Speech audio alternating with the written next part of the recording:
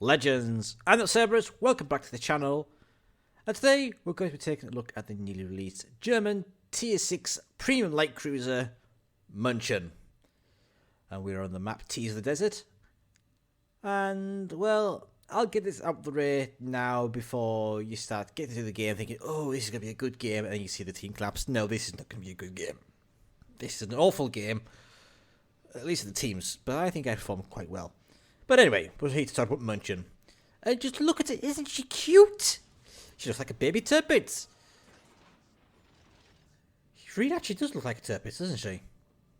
With the twin guns and the torpedo launchers in the centre and the plane and the twin funnels. Oh, I think I'm in love. It's so adorable. Anyway, this is an unscripted review, so if you hear me going off the random tangent, that's probably why. But we are here to talk about the Munchen and her gameplay. So, let's kick it all off with her hit points, where she's got 30,200, as you can see on the screen in front of you.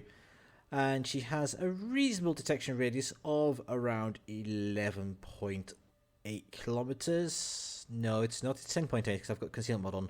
Duh. 10.8 kilometers is what my concealment is at the moment, but it's 12 kilometers stock. You have 4 twin 150mm guns. Now, these guns may not sound like much on paper, and you may think, well, it's only got 8 guns, that means it's going to be crap. It's only got 2 more guns than Cheshire, and that's got 234mm guns. Well, here's the thing, these are German guns, and German guns have 1/4 penetration on their HE. So where is your Belfasts, your Shaws, your Helenas, Boises, Atlantas, Flints? All those ships have 1/6 penetration on their HE, so you divide their gun caliber by 6. So you divide 152 by 6, and that gets you 25.3. Now 25.3 rounds down to 25, so 25 is where your HE shells will shatter, so you cannot penetrate the bow and stern armor of Tier 5 and Tier 6 battleships, or Charlemagne, and you definitely can't penetrate the bow and stern armor of Tier 7 battleships or Tier 7 cruisers. Munchen can, however, because Munchen, you divide that 150 by 4. That gives you 38. So that means you can penetrate up to 37mm of armor using your HE shells, and therefore be able to do damage. So, what does that mean? That means you don't need to use EOP to enhance your penetration at the risk of your fire chance. So we're able to do full damage to most ships that we come across, as well as be able to set them on fire very reliably because we don't have the penalty for EOP. As you can see, she has quite a nice rate of fire. Already we've got, what, 27, 20, 34 hits so far. And 3 fires ticking away nicely. With a 5-second reload base, you can get that down using my build down to 4.4, I think I've got it down to. Thereabouts, I think. I can't quite remember. I think it's 4.4. Although it looks like 4.1 actually. Is it? It's near there. It's near there. It's just over 4 seconds. Simple. But you can literally just see me farming this poor Massachusetts. Now, you can see quite a few of the shells are shattering. That means they're hitting the guns rather than the actual armour. But we're doing reliable damage to it. Up to 30,000 so far. Ooh, Atlanta. Now, when you get a ship presenting a nice, beautiful broadside target like that Atlanta is at sub 7 kilometers, load that AP. And wait for it. Blop! The AP shells aren't too shabby either. And oh lord, the team is collapsing. Oh, we're five down so far. Lost 5 to their 1. Oh wait, and I'm the only person who's killed anything. Great. But as you can see, the playstyle of this ship, I have found myself, is one of hiding behind an island, letting your team do the spotting for you, and then just raining down ungodly amounts of HE or AP at unsuspecting targets. Oh, so we've got the Benham. See if we can get a couple of hits on him. Now, it works best when you've got fairly low-lying islands because the shell arcs for this ship are quite flat. It's not like the Flint or the Atlanta, which you can just hurl shells over Mount Everest and reliably hit the target. No, these ones will probably hit the mountain most of the time. So you need to have fairly flat islands, and you also need to keep a little bit of distance to it as well. So we've got a Cossack there. Benham's running behind the Massachusetts. Let's push around. Mobility-wise, this ship is pretty solid. She has a top speed of 36 knots, although I do have her a little bit higher because I am using Carl von Müller.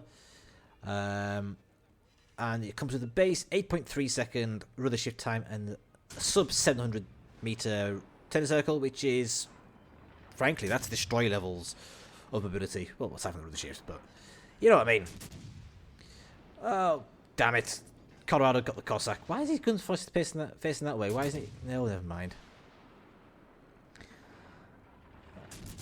Oh, this is a loss. There's no denying this one, but well, we've got 3 ships down there who are probably very quickly going to turn their attention to me, so let's start kiting away as best we can, because once that Colorado dies, which will be very, very soon, like now, I'm going to have no one to spot for me. So we need to kite. We need to use our mobility and evade. Now, unlike, say, Flint or Belfast, which are probably among the closer competitors for this ship, you don't have smokescreen. So you do have to try and use that mobility. When you're pushed out from behind your cover of your islands, you are going to need to use that mobility, because you are not going to be able to go off detection unless you stop firing. Which if you stop firing, then you're not doing any damage. And in situations like where I am right now, not doing any damage is a bad thing, because you can't, you're not going to be able to do much, really. This is a flat out loss. I recognise this. All I'm doing right now is farming as best I possibly can. But this rate of fire is monstrous. So I have a 13% fire chance on this particular build, because as I think I mentioned at the start of the video, I can't remember. This is unscripted after all. I'm using Calvin Muller with Igniter and Burn It Down XXL. So they give me plus 5% fire chance on top of the 8% baked in for this ship already. And obviously, because we are German, we don't need to use EOP, so it's 13% and still able to punish ships of all shapes and sizes. Torpedoes, well, they are the usual German affair, 6 kilometers. You have 2 quadruple torpedo launchers, 1 each side, same range, same damage, same reload, and same speed as the the Turpits. Hence my description of this thing being a baby Turpits. Oh, well, look at Massachusetts back. We are 1 versus 7. Well, better sharp on those man pants, Cerberus. You're gonna need them. So, alright, let's dodge these shells. Oh, we took 1. Oh, God. Oh, there's a shot horse over there as well now. Marvellous.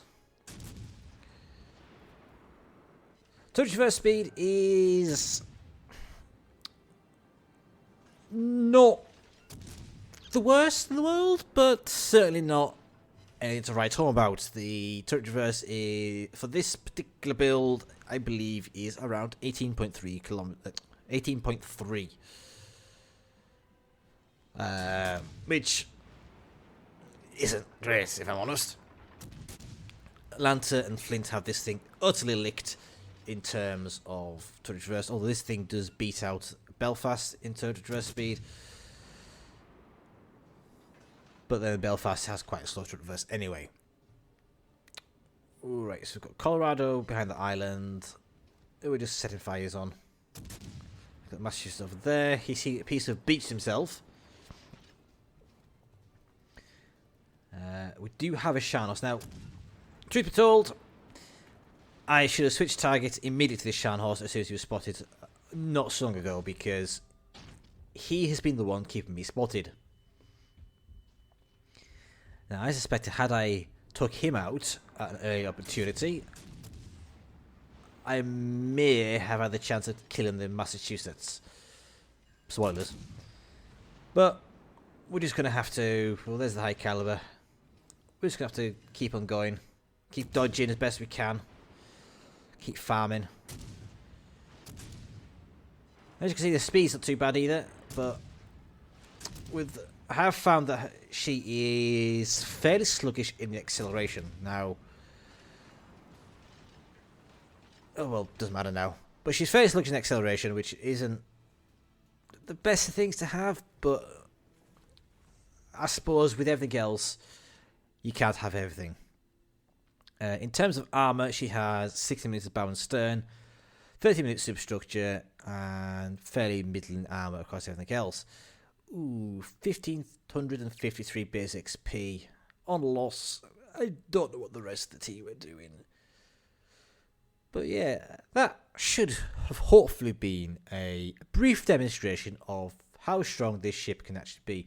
Can she carry a match? Not in my hands, but she can certainly do a shit ton of damage. And that was definitely a good example of that. Now, GG's enemy team, the Bismarck, Colorado, put up decent fights. Not quite sure what on earth the Benham was doing. He must have quit early or DC'd. But we did 131,600 damage, 605,000 credits, 239 hits, 2 citadels. Yeah. But anyway, on that note, thank you all for watching. Take care. Bye for now.